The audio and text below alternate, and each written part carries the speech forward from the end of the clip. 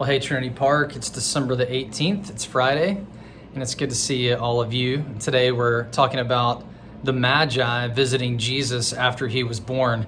Actually, this order in the calendar gets it right, that the Magi came after Jesus was presented in the temple, not on the night of his birth. Jesus was probably 1 or 2 years old when the Magi came. This is an amazing confirmation of Jesus' kingship, of who Jesus was as the Son of God, that these men from somewhere would travel, that they would travel to the west from the east, and they would come to find Jesus, that they would have this revelation from God revealed in the star as they were studying the stars.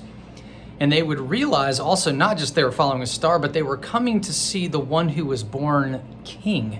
Now, how did they know this? Well, God must have revealed to them in their hearts that Jesus was the true king. These other Old Testament passages also point us to the fact that Jesus was born to be the King of Kings and the Lord of Lords. You know, you might take a little time talking to your kids tonight about what it's like to have a king. You know, we don't have kings in America, so we really don't know what it's like to be ruled by a king, because when you're ruled by a king who actually has power, not like the king that we have right now in the UK, but a king, or the queen, but a king that actually is enthroned with power. He has ultimate authority over your life. And whatever goes on in the heart of the king and the desire of the king has massive implications for your life. I mean, think about King Herod. This man is evil. He is a tyrant. He ruled the people with an iron fist. He's about to do some horrible things that we'll read about in a couple of days to all the male children because of he wanted to get rid of Jesus and another one who was born king.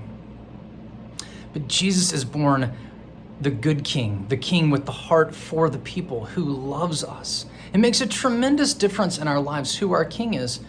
Another thing that's important to recognize is that even though Jesus is the true king, and we don't have another king in America, we can also still enthrone other powers in our lives by worshiping them instead of Jesus. Anything we look to for our security, for our comfort, anything we look to and say, if this is okay in my life, this area of my life, then I will be okay. But if this is dismantled, then I will not be okay. That's called an idol. And we can make idols out of bad things, and we can make idols out of good things.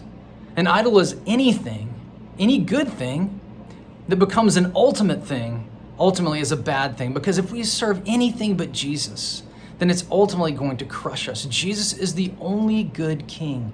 So maybe you can contemplate that for yourself. Is Jesus really ruling and reigning in your life, or have you enthroned someone else or something else? And you can also talk about that with your children tonight. Jesus is the true king. We should worship him only.